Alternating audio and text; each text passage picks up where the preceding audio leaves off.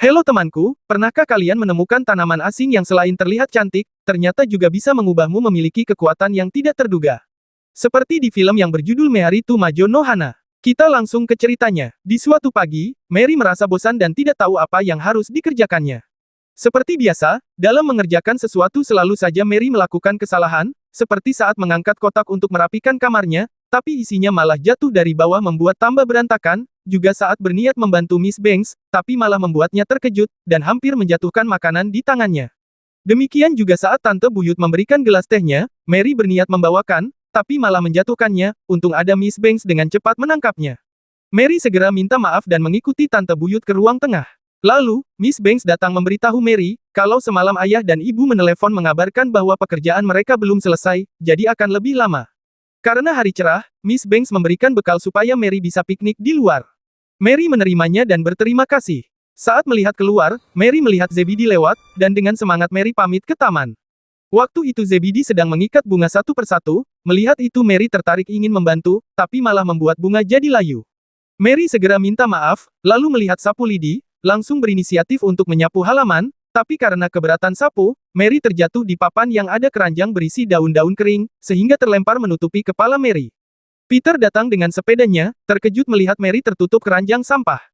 Saat Mary berhasil membukanya, Peter menertawainya, lalu Peter segera mendatangi Miss Banks untuk menyerahkan barang titipan ibunya. Setelah itu Peter kembali naik sepeda, memberi tanda pada Mary di atas kepalanya dan Mary segera membersihkan rambutnya dari daun yang menempel. Setelah itu, Mary makan bekalnya dan seketika seekor kucing hitam mendekat. Mary membagikan sedikit bekalnya dan curhat pada si kucing tentang rambut merahnya dan selalu gagal dalam apapun. Saat bercerita, si kucing pergi begitu saja. Mary memanggilnya dan memperhatikan, setelah kucing melewati pohon, si kucing hitam menjadi abu-abu. Karena penasaran, Mary mengikutinya masuk hutan hingga sampai di tempat rumput menguning dan pohon mengering. Dan ternyata, si kucing memang ada dua. Dua kucing itu berjalan ke arah lain dan menggeram. Mary mengikutinya dan terkagum, saat melihat kecantikan bunga itu. Kedua kucing menggeram ketakutan saat Mary akan menyentuhnya, lalu Mary memetik satu tangkai untuk ditanyakan pada Zebidi. Saat di rumah, Mary menunjukkan pada Zebidi dan menceritakan kejadian yang dialaminya. Zebidi menjelaskan, kucing hitam bernama Tip dan abu-abu bernama Gip, keduanya milik Peter, dan bunga yang dibawa Mary bernama Fly by Night, dan hanya berbunga 7 tahun sekali, dan sering disebut bunga penyihir. Saat malam di hutan, bunga penyihir bersinar dan kabut datang mengeluarkan petir.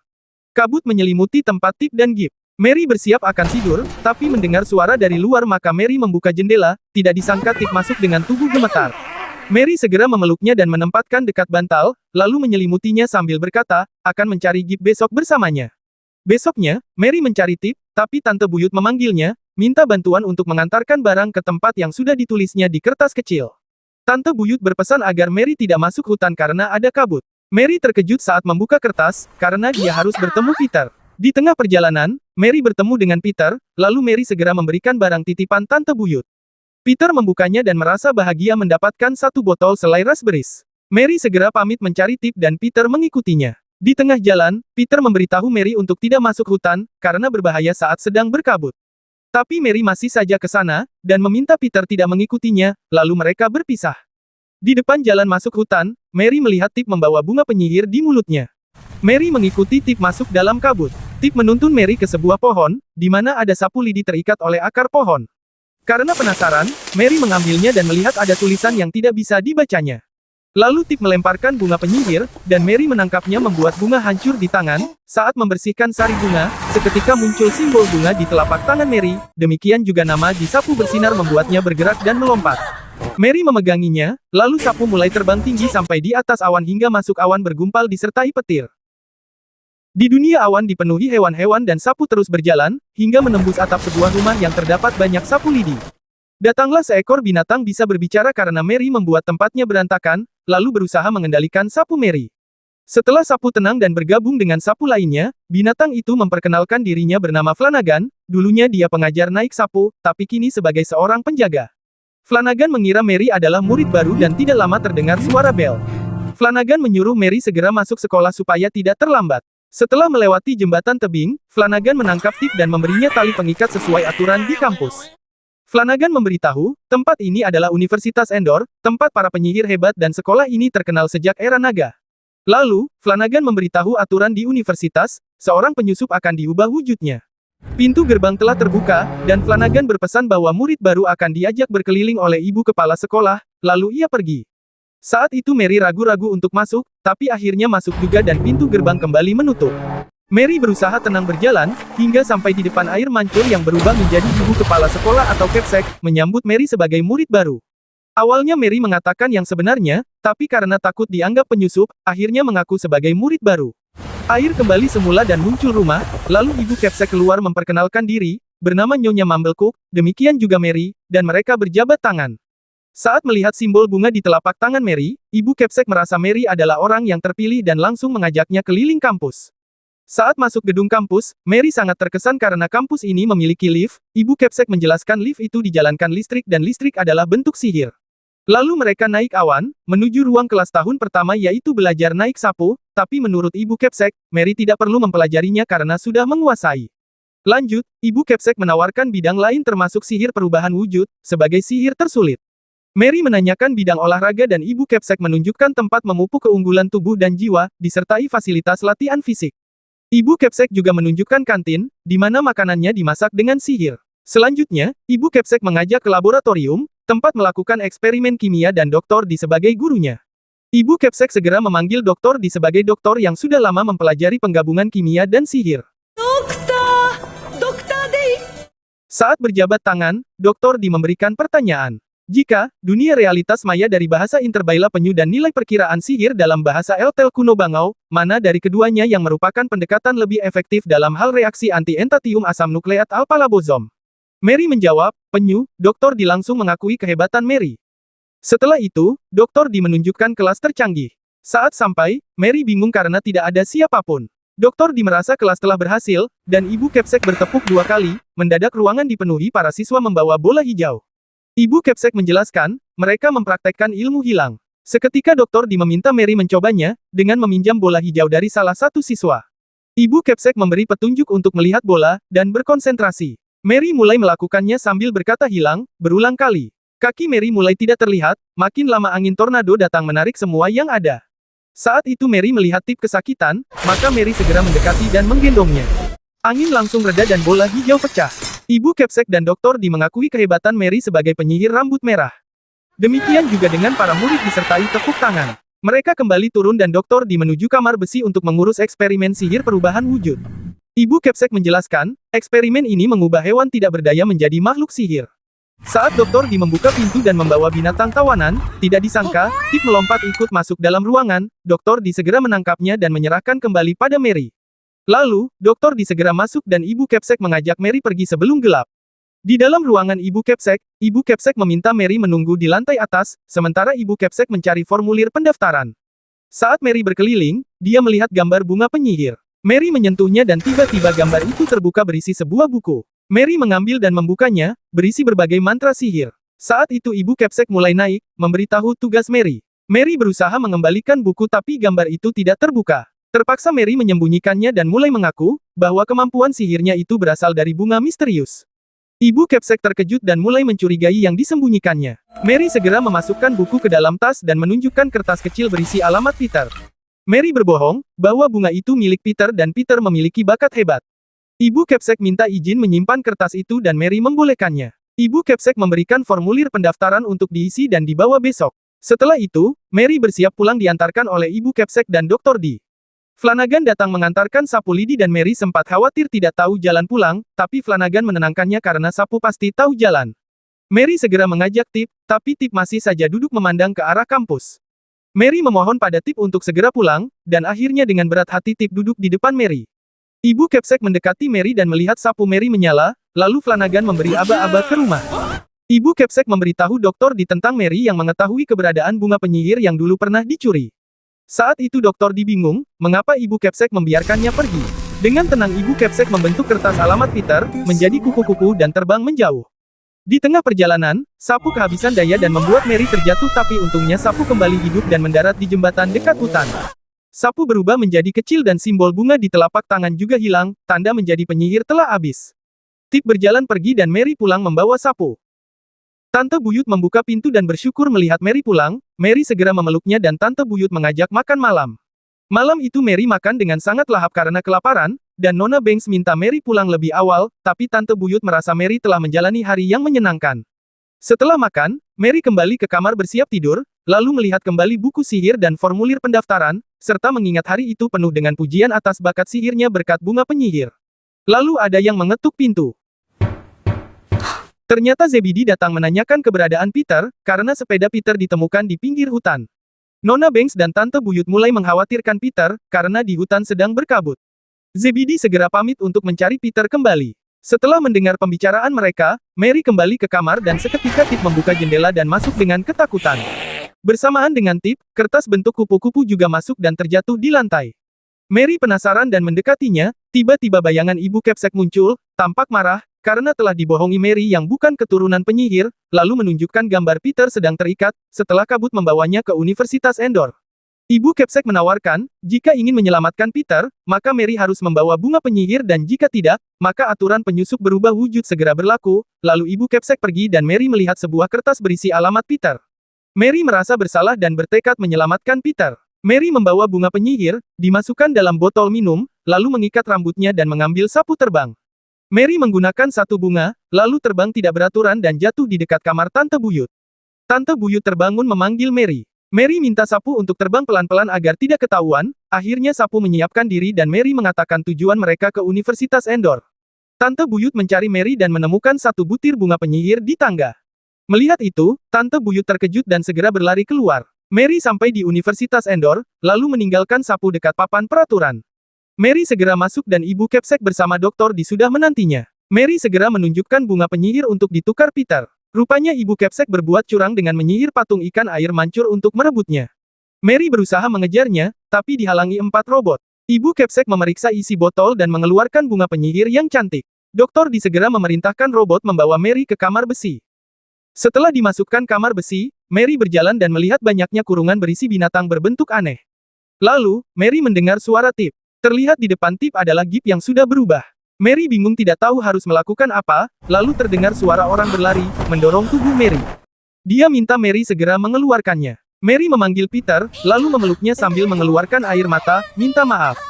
Saat itu Ibu Kepsek dan Dr. Di berbincang, merencanakan melakukan eksperimen menyalurkan kekuatan besar sihir, pada muridnya, agar bisa mengubah dunia.